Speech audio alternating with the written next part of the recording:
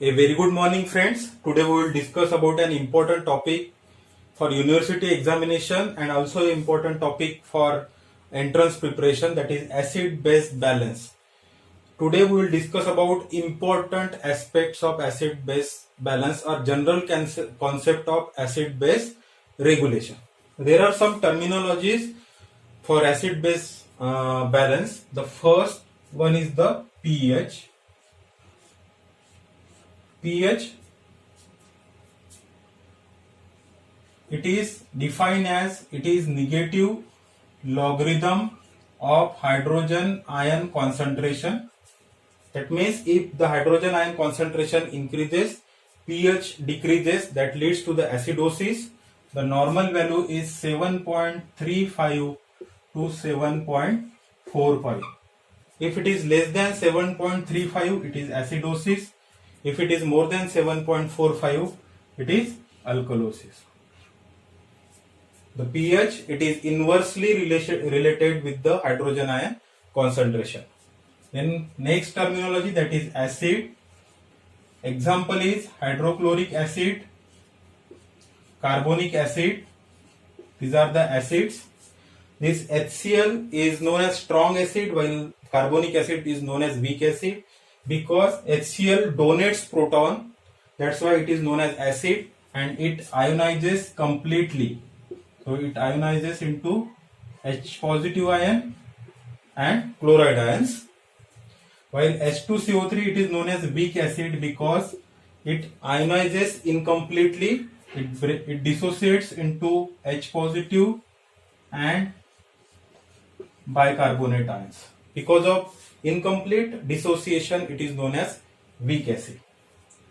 Base,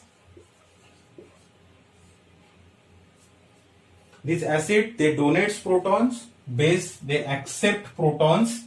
The examples are bicarbonate and ammonia. These are the bases. They accept protons. It is converted into carbonic acid and ammonium ions. So that's why they are known as bases. Then buffer,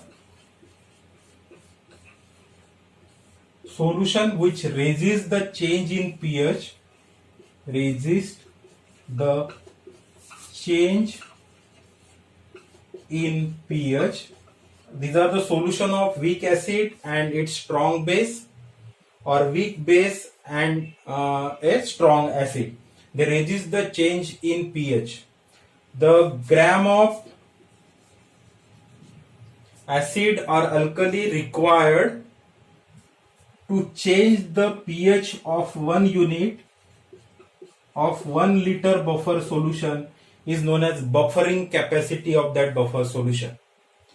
The gram of acid or alkali which is required to change a pH of 1 unit of 1 liter buffer solution is known as buffering capacity of that solution.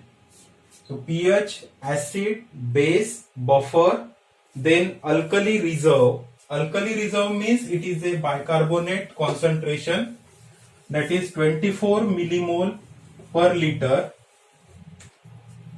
Alkali reserve,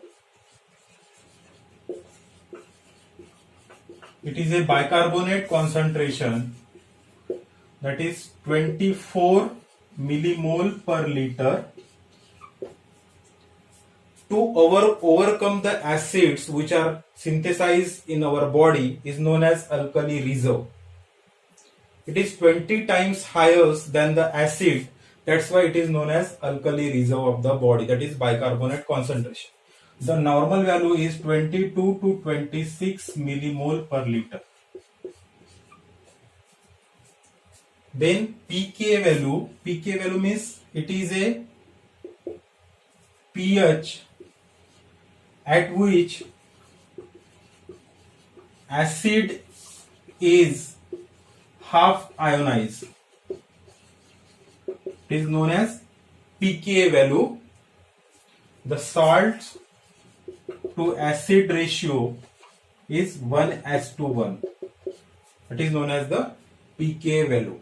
And pKa value, it is, if it is nearer to the body pH, that is 7.4 is the body pH. If pK value is nearer to the body pH, it is most effective. So these are the some terminologies. Now coming to the Henderson-Hasselbalch equation. This Henderson-Hasselbalch equation, they describe the relationship between pH, pK value and concentration of base and acid. So coming to the Henderson-Hasselbalch equation, it is pH is equal to pK plus log of base divided by acid. It describes the relationship between pH, pKa, concentration of base and acid. Base, it is bicarbonate HCO3. Acid or denominator, it is H2CO3. This component, that is numerator, it is under the control of, it is under metabolic regulation, while this carbonic acid, it is under the respiratory regulation. So this numerator under metabolic regulation and denominator, it is under respiratory regulation. In case of bicarbonate buffer,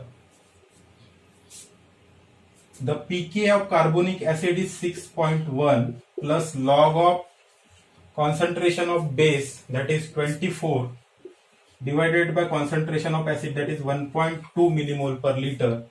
It corresponds with the 6.1 plus log of 20. So it is 6.13. It is 7.4. So pH of the body is 7.4. So this is Henderson-Hasselbalch equation. Now coming to the regulation of pH in the extracellular fluid or acid-base balance, it is under the control of three important systems. The first line of defense,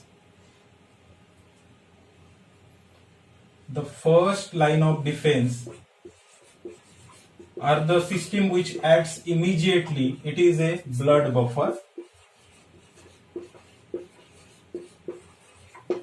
Then second line of defense, but it is not a permanent mechanism in the acid-base balance, that is respiratory system.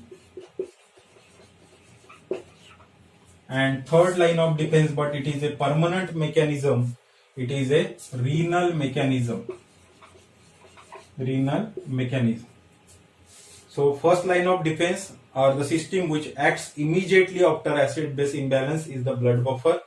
It is mainly by the bicarbonate buffer, followed by the phosphate buffer, followed by the protein.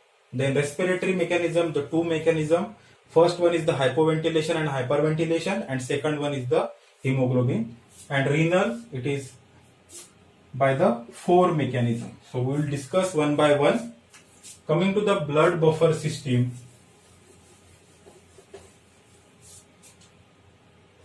in the blood buffer system or pH regulation via the blood buffers,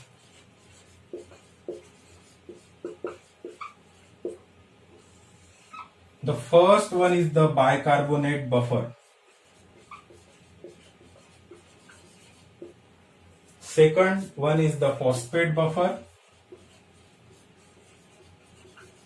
And third one is the protein buffer. These are the buffer system. In the bicarbonate buffer, it is mainly by the ratio of bicarbonate and carbonic acid, which is in the 20:1. Phosphate buffer, it is mainly by the disodium acid phosphate, and sodium dihydrogen phosphate. It is in the ratio of 4:1, and protein, it is mainly by the albumin and hemoglobin. These are the important blood buffers in the extracellular fluid. The pKa value of bicarbonate buffer, it is 6.1, which is closer to the body pH, that is 7.4. So it dissociates completely and corrects the acid-base balance. The phosphate buffer, it is 6.8, and protein buffer, it is 6.1. Then it is a most important buffer in the extracellular fluid, that is bicarbonate buffer, because of two main reasons. The first one is because of the quantity it is present, that is alkali reserve quantity, and second main reason, it is under physiological control. The numerator in the Henderson-Hasselbalch equation, the numerator under metabolic regulation, while the denominator, that is H2CO3, under the respiratory regulation. So it is under physiological control. So because of its quantity, it is most important buffer system in the extracellular fluid, that is bicarbonate buffer. Then phosphate buffer, it is active at wide range because it has 3 pKa value. First, it has 3 pKa value, that's why it is active. Then the pKa value of 6.8 of this buffer system, it is more closer to the physiological pH of the blood, that is 7.4. That's why it is most potent buffer system in the intracellular environment, that is the phosphate buffer. So this is MCQ. In extracellular fluid, most important is the bicarbonate buffer. In the intracellularly, the phosphate buffer is the most important.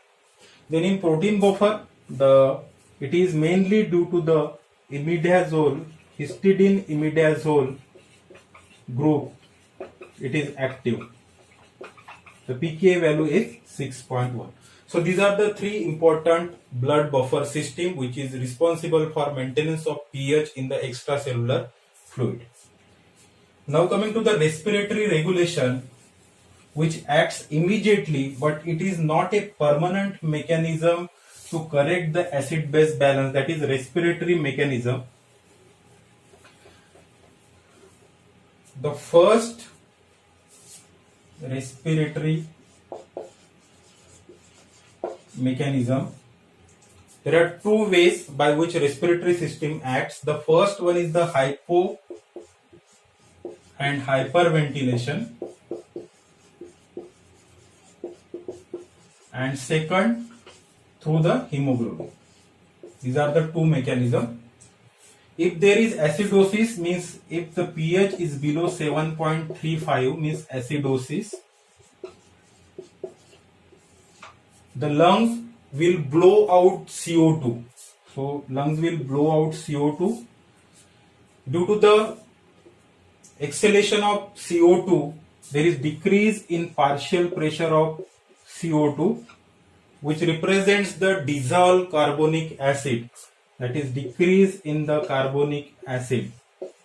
So that corrects acidosis due to the hyperventilation and blowout of CO2. If pH is more than 7.345, that is alkalosis,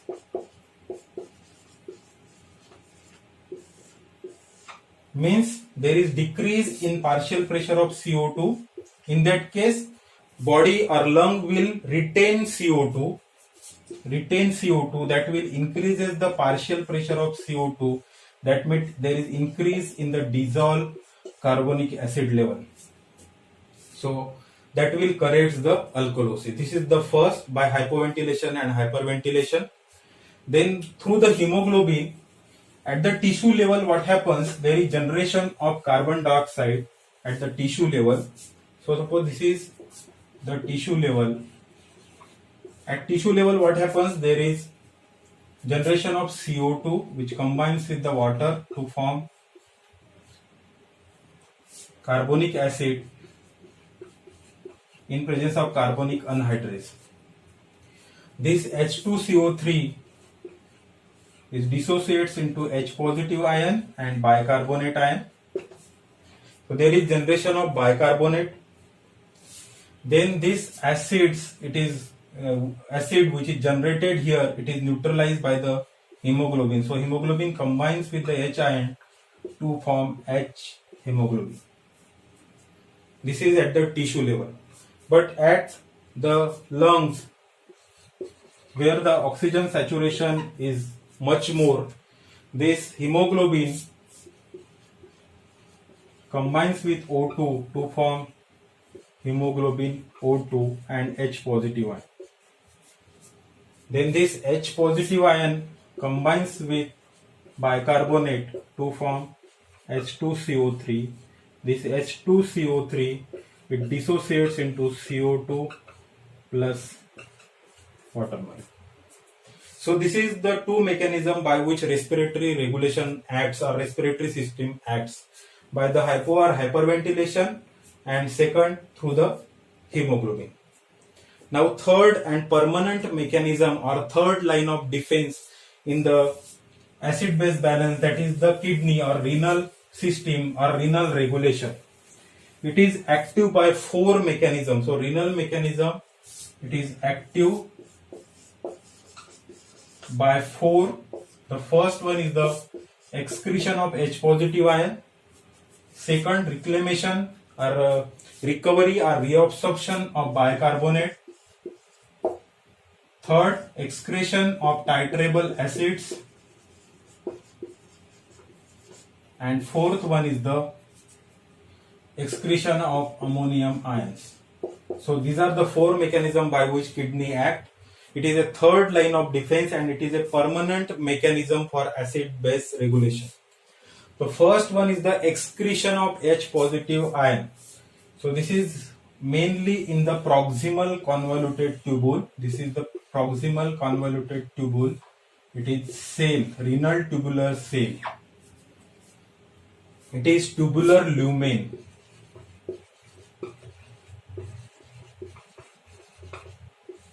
And this is blood or extracellular fluid. Now what happens in the proximal convoluted tubules, that is there is formation of CO2 with the help of carbonic anhydrase. There is formation of carbonic acid which dissociates into H positive ion and bicarbonate. So these H positive ions exchange with the sodium ions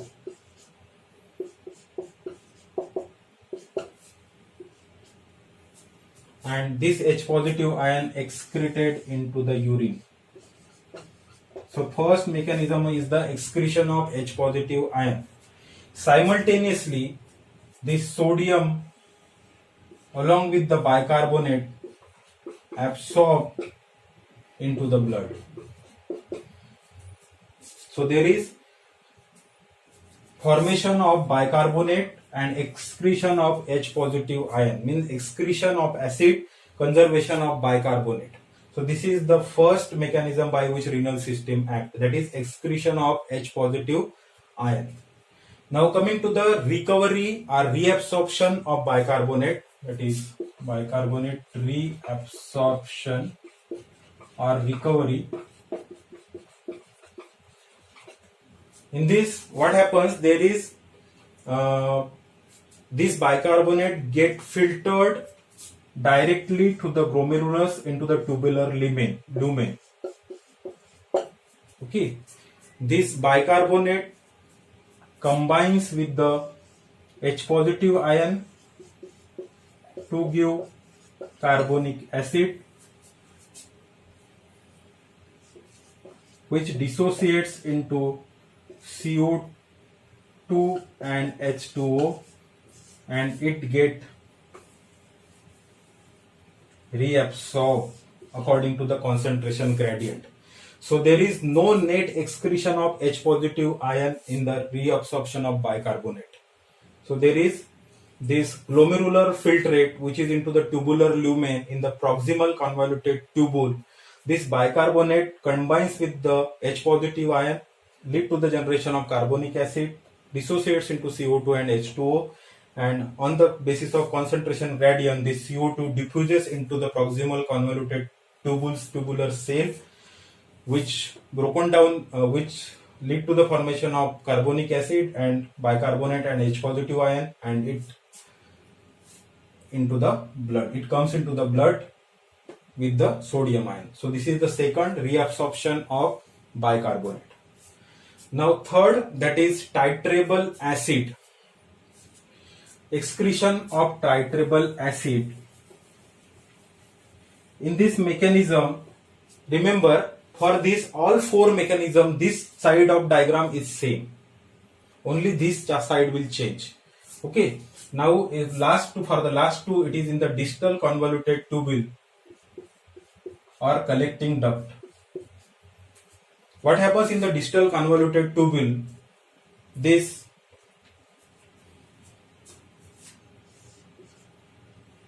directly into the lumen there is disodium acid phosphate. Now this disodium acid phosphate, it is broken down and sodium hydrogen phosphate. This sodium hydrogen phosphate condenses with this H positive ion to give sodium dihydrogen phosphate, and it gets excreted into a urine. That is known as excretion of titrable acid. This is the third mechanism. And in the fourth mechanism, that is excretion of ammonium ion in the distal convoluted tubule or the collecting duct, what happens? There is synthesis of NH3 in the tubular cells, that is glutamine, it is converted into glutamate plus NH3 via glutaminase.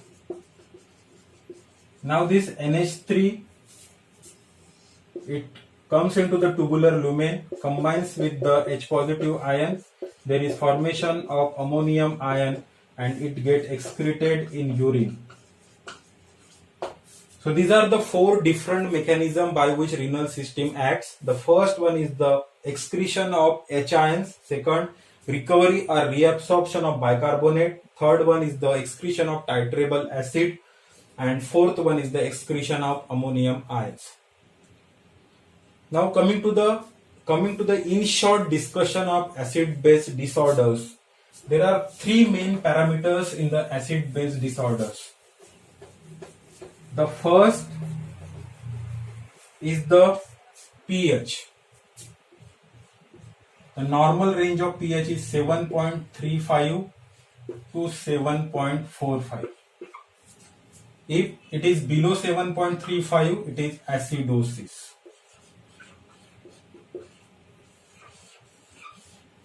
If it is above 7.45, it is alkalosis.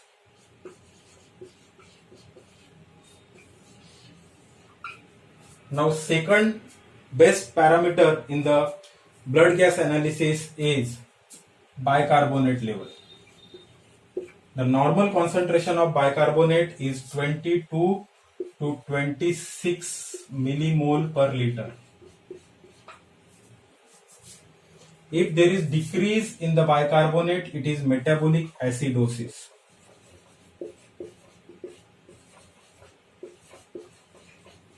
If there is increase in the bicarbonate level, it is metabolic alkalosis.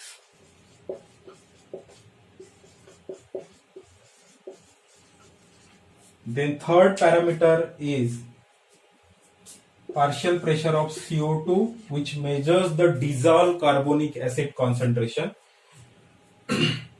The normal range is 35 to 45 mmHg.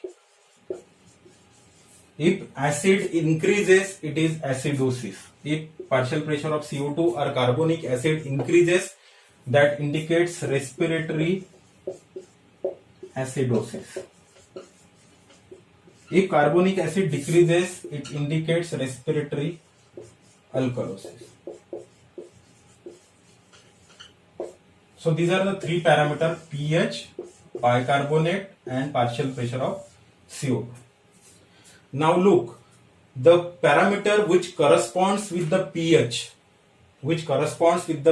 is the primary defect.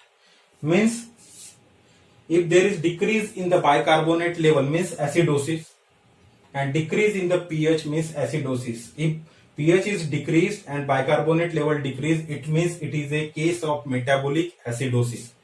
Those who correspond with the pH is the primary defect. Similarly, if there is increase in the partial pressure of CO2 and decrease in the pH, that means it is a primary defect, respiratory acidosis. Those who correspond with the pH is the primary defect. And remaining one is the compensatory mechanism. So, if there is increase in the pH more than 7.45, it is alkalosis. If it is corresponds with the increase in the bicarbonate, that means it is metabolic alkalosis.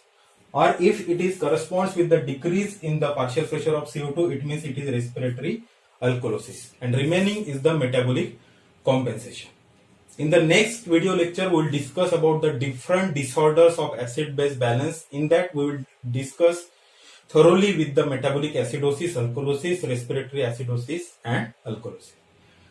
This is all about the general concept of acid-base regulation. Thank you. Keep watching.